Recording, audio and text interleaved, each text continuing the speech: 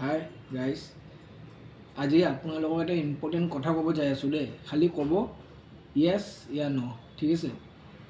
কথাটো হ'ল চাওক, মই এজন কিন্তু বিজেপিকে ভোট দিয়া মানুহ দেই। বহুত বছৰ 15 বছৰ আগৰ পৰাই মই বিজেপিকে ভোট দি আছোঁ হা। মানে আমাৰ খানদান 14 গোষ্ঠী চব বিজেপিকে ভোট দি যেতিয়াৰ পৰা মানে হাৰি আছিল তেতিয়াৰ পৰাই দি আহি আছে হা। হাৰি আছে বাৰু, কথা নাই, লাহে লাহে এতিয়া বিজেপি জিকা ধৰিল।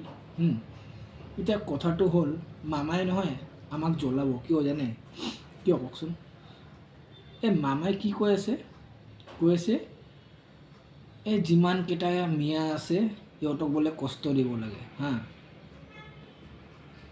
ঠেলাৱালা ৰিক্সাৱালা য'ত ভাড়া হয় 10 টকা দিব লাগে তাক 5 টকা, এনেকুৱাকৈ কৈ আছে। এইটো ভুল কৈ আছে নে ৰাইট কৈ আছে আপোনালোকে কওকচোন? মোৰ মতে একদম ৰং। কিয় জানে? ডাইৰেক্ট কওক না যে বাংলাদেশী মিয়াক কষ্ট দিম বুলি, এনেকুৱাকৈ কওক না। আপুনি ডাইৰেক্ট মিয়া মিয়া কৈ আছে, পিছত যাই কিনে বাংলাদেশী মিয়া বুলি কৈ আছে। এইটো বেয়া কথা ন। আৰু ভুলতো যদি কংগ্ৰেছ পাৰ্টি আহি যায় নহয় গাইজ, আপোনালোকে ভুলতো কিন্তু গমে পায় আপোনালোকে, যদি কংগ্ৰেছ পাৰ্টি আহি যায় একদম এইবাৰ হিন্দু মানে কি ক'ম আৰু, মানে এনেকুৱা মানে টৰ্চাৰ হ'ব, মানে বহুত বেয়া হ'ব, মানে একদম বেয়া হ'ব।